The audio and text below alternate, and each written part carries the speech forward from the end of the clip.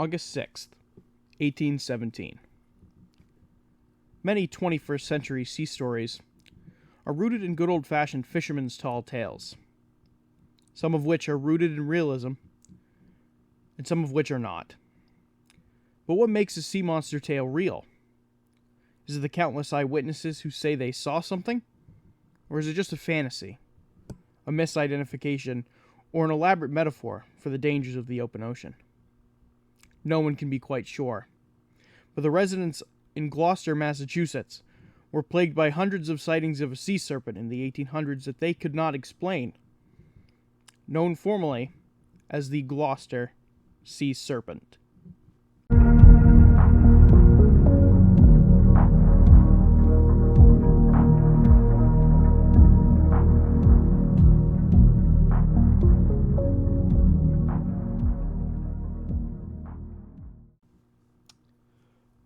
Welcome back to Unblurring the Unknown. I am your host, Dominic, and today I have a very interesting story, and a very cool one, as it's a very old story, and I think that kind of adds to the mystery and the fact that this story can be quite perplexing at times. It's a very fun one. I had a lot of fun researching this topic, and I kind of wanted to go a different route. You know, I've talked a little bit about cryptids. I've talked a lot about aliens recently. Obviously, last episode being true crime, so again, wanted to switch it up, kind of keep you all on your toes, and kind of not knowing what to expect every single week. So I went this route. Now, before I get into the story of the Gloucester sea serpent, just a quick little fun fact for where this story takes place. Now, Gloucester, Mass. Sits right on the coast of the Atlantic Ocean and sits 45 minutes outside of Boston. It is also America's oldest seaport. Now, what makes this story especially interesting? To start, the very first supposed sighting of the sea monster became actually the first recorded sea monster sighting in the United States. And this first sighting actually took place before the influx of sightings in 1817 through 1819. Now, let's get into the very first sighting of the Gloucester sea serpent. Now, this first sighting was documented by a John Jocelyn in 1638. Now, to my knowledge, this was a story that was told to John, and then he documented it. So, again, with a story this old, you run into the problem of, okay, I heard it from so-and-so, and I heard it from so-and-so, or so-and-so saw it, and they told me about it. So a lot of the stories that are documented are secondhand accounts from other people, and I couldn't really find any other information about whether this was a secondhand account, but from everything that my understanding is that John Jocelyn didn't see the sea serpent, he was told by somebody who saw it. Now, this is what he wrote when he documented it. And I quote, "They told me of a sea serpent, or snake, that lay coiled up like a cable upon the rock at Cape Ann, a boat passing by with English on board and 2 Indians. They would have shot the serpent, but the Indians dissuaded them, saying if he were not killed outright, they would all be in danger of their lives." End quote. Now, the sightings of this supposed sea serpent picked back up in 1817, and this started kind of an influx of sightings between 1817 and 1819. Now, this is when the word spread around New England of the supposed sea serpent in Gloucester Harbor, and the description of the creature has very varying characteristics. Now, eyewitnesses describe it as 60 to 70 feet long, although that kind of length is up for debate, honestly. It was snake-like in appearance with a head like a turtle, and that was a quote that they said that had a head like a turtle. Now, other eyewitnesses describe it with having a spear or stinger-like protrusion from its tail. Now, the first date I could find of a sighting in 1817 was from August 6th of that year, where 2 women witnessed a serpent-like creature come into the harbor of Cape Ann, which is in Gloucester. During this time, not many people took it seriously until more local fishermen came in and reported similar sightings. So they realized what these 2 women saw was genuine, as the word picked up that there was something that they couldn't explain in Gloucester Harbor. Now, on August 10th, a fisherman named Amos Story saw it from the shore near 10 Pound Island, And later on August 12th, a shipmaster named Solomon Allen III saw it from a boat, and then again saw it the following day on the 13th, and then again on the 14th, when it was also supposedly witnessed by 20 to 30 people. Also, this included Justice of the Peace, London Nash, of the greater Gloucester area.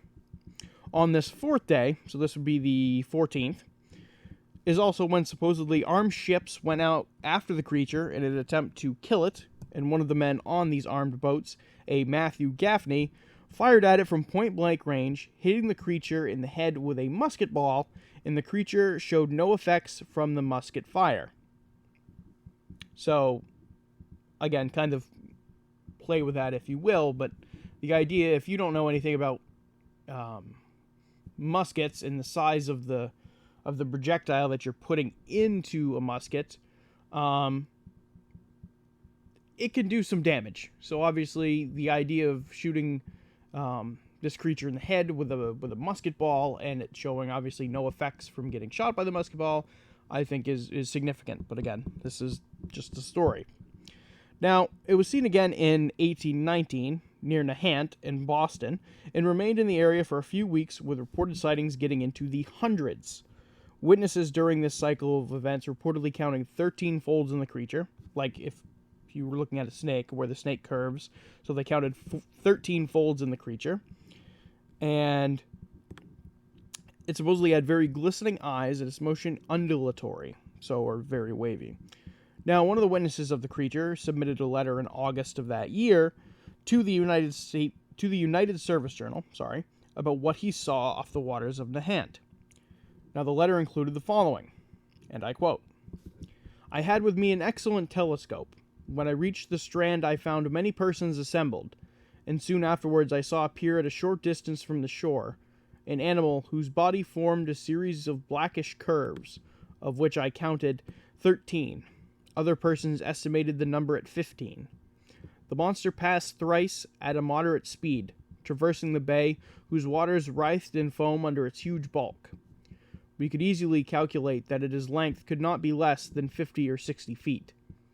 This, at least, I can affirm, without presuming to say to what species belongs the animal which I have just seen, that, at least, it was neither a whale, nor cachalot, nor any strong souffleur, nor any other enormous cetacean. Now, of those gigantic animals have such of a undulating back." Now, obviously, that quote was from 1819, so you can obviously hear me stumble on my words, because the English was very spaced out, if that's the best word for it, and kind of, obviously, a lot of extra words that didn't need to be, but obviously, we're talking 1819, so that's kind of what these quotes are going to sound like. So, apologies if you couldn't fully understand me, but I'm providing explanation as to why you couldn't. Now, to get a better geography of this region, Nahant, which I mentioned, Nahant, Massachusetts, is 25 miles away from Gloucester and is a peninsula that sticks out from the Massachusetts shoreline, and many of the sightings take place here. And as I'm doing this research, I got to thinking, why was this area in particular more prone to sightings than the rest of the coast? And when I say that, I am only saying that because much of the articles, like I said, that I read when doing this research, mentioned that a big majority of the sightings took place in this specific area, and because of that, I decided to do some research into that area and figure out why maybe this area had more sightings than maybe the rest of the Massachusetts coastline. Now, Nahant originally started as grazing land for cattle and other farm animals, but slowly turned into a resort area in the 1800s. The first hotel on the peninsula was built on 1803, and by 1817, a sailboat sailed from Boston to Nahant daily. Now, numerous shops and businesses were also built on the peninsula, as tourism boomed, although the year-long residents remained very few. As time progressed, more hotels were built, with prominent Boston businessman Thomas Perkins building one in 1823, and by the 1840s, it was celebrated as where the elite and wealthy of the time period flocked to get their summer vacations in. Now, could there be a correlation between the increased activity on this piece of land and the sea monster? Now, I'm not quite sure of that, but the influx of people in that area during this time period I feel like is very interesting, especially when it seems that most of these sightings are taking place during the summer months, where the most amount of people are on that area of land at any given time. And like I said, could I directly make the correlation between the two? No. But, like I said, I think that it's interesting if you start to think about it, that obviously the summer months, where this creature is sighted obviously the most, there is the most amount of people on that certain stretch of land at any time. So obviously that increases the odds of you seeing something, and then obviously maybe townspeople from the inner cities around Boston, they go to that area, and it's right in the ocean, looking out at the ocean. They're not fully versed in what marine life is. They see something that they don't really fully understand, and they instantly chalk it up to a sea monster. Now, could that be a possibility? Absolutely, but I'm just kind of shooting from the hip when I say that. I'm just assuming. Now, the sea monster was also reportedly seen off of Nahant again in 1833. Now, the legend of the sea monster in the area kind of grew, and Samuel Adams Drake, who was an author, wrote about the creature in his book titled A Book of New England Legends and Folklore in 1884. He went on to write, and I quote, "There is one topic with which the annals of Nahant are inseparably associated that we feel a natural diffidence in approaching, yet cannot in conscience ignore, and that it is the sea serpent. Words are inadequate to describe the widespread consternation which the apparition of such a monster created among the hardy population of our New England seaboard. He was soon perceived to possess none of the attributes of sportive and harmless fish, but to belong strictly to the reptile tribe. And what a reptile! The most exaggerated reports of his length prevailed throughout all the fishing towns of Cape Ann and up and down the length of the coast. One skipper swore that he was as long as the mainmast of a 74. Another would eat him if the steeple of Gloucester meeting could hold a candle to him for length. Still another declared upon his solemn affidavit that having sighted the shaggy head of the snake early in the morning with a stiff 6-knot breeze and everything full, he had been half a glass and overhauling his snake ship's tail as he lay motionless along the water. For a time nothing else was talked but the wonderful sea snake which was repeatedly seen in Gloucester Bay in August 1817, and occasionally also in the waters of Nahant Bay by hundreds of curious spectators who ran to the beaches or pushed off in boats at the first news of his approach." End quote. Now that is a mouthful. And feel free to go back and skip that to read it all again. And like I said, the quotes are very, very hard to read because there's words that in normal English shouldn't be there, and they're kind of like extra words, and you're trying to read it and you're like, that shouldn't be there. But again, very interesting, as it seems like this area, obviously, there was a legend about the sea serpent that carried on, decades after it was first seen in obviously the first sighting, and then the sightings in the 1817 through 1819, obviously book written in 1884. The legend was very prevalent, and people still talked about it, and people still, I guess, saw it. Obviously, the documented sightings of that kind of dwindled, but I have to imagine that people still saw it. Some were reported, but the influx of sightings, obviously, in the 1817 and 1819, it never got back up to that point from what I was able to find in my research. Now, after that, and shortly after that book was published, a letter was also published by a sea captain, and he wrote up a statement in the form of a disposition to the officials of Essex County, Massachusetts, about the sea serpent. Now, this statement states the following: "I, the undersigned, Gresham Bennett, second master, declare on the 6th of June at 7 a.m., while navigating on board the sloop Concord on her way from New York to Salem, the vessel being about 15 miles from Race Point, in sight of Cape St. Anne, I heard the helmsman cry out and call me, saying that there was something close to the ship well worth looking at. I ran immediately to the side. He pointed out and saw a serpent of enormous magnitude floating on the water. Its head rose about 7 feet above the surface. The weather was clear and the sea calm. The color of the animal and all its visible parts was black, and the skin appeared smooth and free from scales. Its head was about as long as that of a horse, but was a perfect head of a serpent, terminating on the upper part in a flattened surface. We could not distinguish its eyes. I saw it clearly from 7 to 8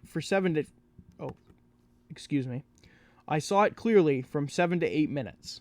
It swam in the same direction as the sloop and nearly as quickly. Its back consisted of humps or rings the size of a large barrel, separated by intervals of about 3 feet. These rings appeared fixed and resembled a chain of hogsheads fastened together. The tail was beneath the water.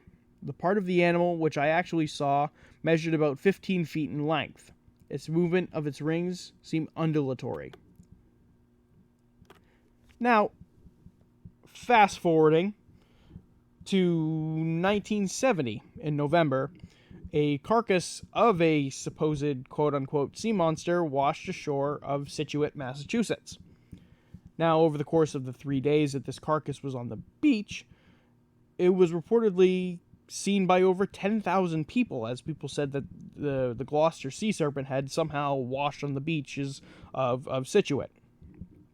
Now, it was reported to be 50 feet long in its entirety, but before authorities could arrive to correctly identify the creature, many souvenir seekers hacked off many pieces of it, almost making it virtually unidentifiable. Now, Harvard University's assistant curator of fishes, which I guess that's a title, and I'm assuming that's a title, assistant curator of fishes, took a look at the creature and determined that it was just a mangled basking shark, most likely being partially eaten by other marine life before being washed ashore on the beach. So that kind of vetoes the idea of the carcass washing up on the shore. Now, where does that bring us in the story? After the string of sightings in the 1800s, the creature seemingly disappears, and the sightings stop. People attribute the sudden stop in sightings to either this being a totally made-up story, and that's why these sightings stopped, or the sudden stop being attributed to heavy fishing in the area, and as the fishing got more prevalent in the area, it caused the food sources to dry up along the New England coastline, and the sea monster decided to go elsewhere in search of food. Now, obviously others claim that this was all mistaken identity, and I'll go over most of this in the theory section, because, quite frankly, with there being 200 years to think about what this possibly could be, there's a lot of theories behind this. And that brings us into the theories section.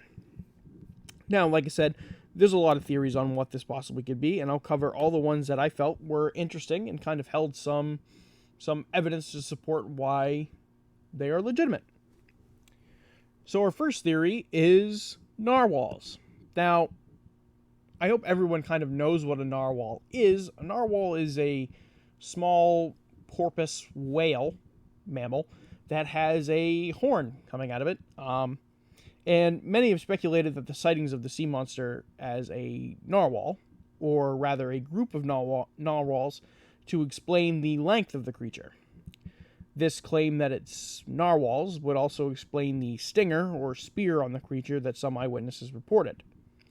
However, I kind of want to debunk this, but I kind of don't.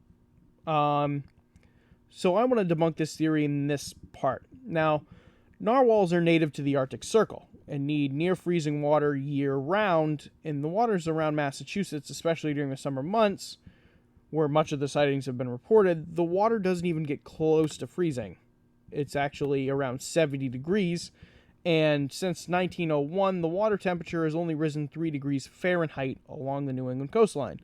So even if that temperature increase consistently followed that trend since the 1800s, that would only be 6 degrees, and not nearly cold enough for narwhals to be in that water in the 1800s, or at least consistently be in that water since the 1800s. Now, Do I think it would be possible for a narwhal to get lost and find its way to the Massachusetts coastline, and that be the explanation for the sightings of a stinger protrusion? Yes, but I don't think that that's the main culprit of our story. So I think the narwhals can explain the stinger or spear protrusion, like I mentioned, and that could account for a few sightings, obviously by onlookers who didn't really know what they were looking at. Obviously, whaling was big industry at the time, but I don't think the presence of narwhals was something that was fully understood at that time. However, like I mentioned, I don't think the presence of narwhals was very large. And if they did, it was probably only a few that kind of swam in and out. Because, like I said, they're native to the Arctic Circle. They're not native to the New England coastline. So I think that could explain some sightings, but not all of them. Now, moving into our second theory. Now, the second theory being whale. Now, does this kind of go in with narwhals? No, because I'm counting it as a separate one. Some people question if this was just mistaken identity because of the area seeing a large population of whales. However, I doubt this. I think many sea captains, they reported seeing the creature, and obviously whaling was big business at that time. And I feel like if this was a whale, I would hope the sea captains wouldn't confuse the identification of these animals. I think that if you're a sea captain, you probably know what a whale looks like and what a whale does not look like. And if you say that this does not look like a whale, I would like to take your word on it. Obviously, if this is the 1800s, I don't know what people's motivation would be for making something up. But again, I think, to me, this theory doesn't hold much validity to it. Now, our third theory being a giant squid. Now, could this be a giant squid? Now, the giant squid does have roots in the sea monster legend in lore, as the giant squid is arguably the real-life roots of the Kraken legend. Now, there was even a giant squid that washed ashore of Plum Island near Newbury, Massachusetts, but it doesn't really match the description that witnesses gave of the creature. I think the descriptions are completely different, and if they saw something that resembled a giant squid or the Kraken, for instance, I think that you can confidently say that it would be a giant squid in that case. So I don't think that this is a misidentification of a giant squid either. Now, our fourth theory being misidentification. Now, this theory hangs on the idea of what people were seeing being other animals that were misidentified, and onlookers thought they were sea monsters. Now, normally on a sea monster case or report, this is usually the case, or even that the whole thing is made up. Now, because of how many people reportedly saw this thing and got close-up looks at it, I just don't feel like this is the case and that it could be misidentification on a consistent basis. Do I think some of the sightings could be misidentification? Absolutely. But do I think that is the sole culprit for the reports? I also don't think so. Now, that being said, I have my personal theory. And my personal theory is a little bit of a complex one, but I think that the animal that we are thinking about, and the animal that is the culprit in this case, is the frilled shark. Now, for those of you who do not know what a frilled shark looks like, I'm going to be putting a picture up on my Instagram at Unblurring the Unknown, and you can also Google what a frilled shark looks like. And to me, a frilled shark most likely matches the description of this animal. It is very snake-like with a quote-unquote head like a turtle. It's very serpent-like, but it's also very fish-like. Its head looks, it's very flat on the top. There's no scales. It is gray in color. The mouth is very weird. To me, this would make sense. Now, the only question is its size, which doesn't get up to the length that was reported by eyewitnesses, but I think obviously in this case the size was probably exaggerated for either story purposes or lore purposes or whatever it may be. I think people just overestimated the length of the creature. Now, this shark is said to move like an eel in the water, and this would match up with the claims of the sea monster moving very serpentine in the water. Now, the first frilled shark was discovered in Japan in 1884, so when these sightings took place in Gloucester, this thing would be a genuine monster because they would have no idea what they would even be looking at. So this shark genuinely looks scary and is regarded by scientists as a living fossil. Now, according to the Marine Bioconservation Society, this shark often dwells at very deep ocean depths, but can occasionally be seen at the surface as well. Now, the frilled shark's range is scattered throughout the world, but there are 2 pockets of habitat along the east coast, one near the Carolinas and the other off the coast of northern Canada. So it is very reasonable to assume that a frilled shark, or a few of them, migrated down to the New England coastline during this period and then later left the area. But as much as I believe this theory, I do think that some sightings could have been the work of mistaken identity. Not all witnesses saw it up close, and because of that, I can't be 100% certain on what I think this could be. However, I think mostly it's a frilled shark, with some narwhals that could have been sighted as well, and that covers the basis of the spear or the stinger, as well as mistaken identity when this grave was going on. Obviously, when I first heard the narwhal theory, I was like, no, this doesn't really fully match up. And then after doing research, to me, like I said, I think it's a frilled shark. Obviously, the max length of a frilled shark is only about 7 feet, which is not very big at all. And 7 feet is only about half the size of the sea captain's report to the officials of Essex County. That's only about half of the size of the creature that he reportedly saw. Now, I think the frilled shark best describes what people saw during that time period. Now, that being said, I think once it got popular and this craze was going on, whenever somebody saw something unexplained in the water, they naturally attribute it to the sea monster legend and to the fact that, oh, this is a sea monster, it's a sea serpent, it's back in the harbor, when it could just be a migrating group of narwhals that are just coming down and going right back up to the Arctic Circle. Or it could just be total misidentification of people seeing something from the shore that they couldn't fully explain, whether that be wakes or whether that be, maybe the humps of a whale or whatever that may be, something that they can't fully understand, and because of the craze of a sea monster going on, they just naturally assume that it is the sea serpent. However, I'm going to stand by my theory that this most likely is a frilled shark. And I think once you go and you look at the image of a frilled shark, I hope that you can agree with me on that. But again, everybody's entitled to their own opinions. But I hope that you can agree with me on the frilled shark idea. Do I think it's rare for the frilled shark to come out of the really deep ocean depths up to the surface? Yes, but science also says that it can be occasionally seen at the surface. So could there be a feeding reason if the frilled shark came into Massachusetts waters and was seen at the surface? Could be a feeding reason for that.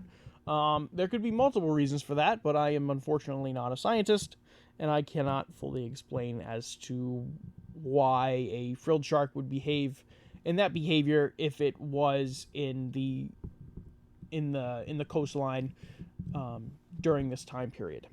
But again, I find it very interesting as, the 1800s were the hotspot of the activity and then died down. And then obviously, like I said, the first frilled shark wasn't discovered until 1884. So this would be something that the fishermen, the settlers, the people who lived in the greater Gloucester, kind of Boston, Nahant area, wouldn't be able to understand. Because this is a genuine kind of dinosaur. This is something that they could not fully understand, and that this would be something that would genuinely look scary and look like a monster. So that being said, I'm not saying I'm willing to die on the hill that is a frilled shark, but I really like that theory, and to me that works. But again, I think it's a combination of a bunch of different things. I think there's a lot of sea serpent, sea monster tales that you're like, no, there's no way that this happened. But this one, I think that there's a little bit of truth there, and there's a little bit of science to back it up that this could be something that was a real creature, but not something to the extent of what people described it as. Now, that being said, that's going to conclude today's episode on the Gloucester Sea Serpent. I hope y'all enjoyed it. Again, it was a very interesting one for me. A lot of reading old quotes that I couldn't fully understand. And I hope you guys enjoyed it. I hope you guys have been enjoying the content that I've been putting out. Again, if you did not know, I am on Instagram, as I mentioned before, at Unblurring the Unknown. I'll be posting all the photos and relevant information from this week's episode onto my Instagram, so you can take a look at it there. Please feel free to give me a follow over there. Now, I am also on YouTube. In case if you're listening to this on Spotify, I am on YouTube at Unblurring the Unknown. And if you're listening to this on YouTube, I am also on Spotify, also Unblurring the Unknown. Please go turn on notifications so you get notified every time that I post a new episode. And if you also don't know, that you can send me topic suggestions. You can send me topic suggestions to my email. That is at unblurringtheunknown@gmail.com. That's unblurringtheunknown@gmail.com. You can send me all your topic suggestions that you want. Please send me topic suggestions. It makes my job easier. I set aside a lot of time each week to put out these episodes for you folks, and I hope you are enjoying it. And don't feel afraid to send me new content whenever you feel like it. So that being said, that will conclude this week's episode. Like I said, I hope you all enjoyed it. I hope it was a good episode to kind of transition away to another different topic and cover something different. But that being said, I hope you enjoyed today's episode, and I will see you on the next one.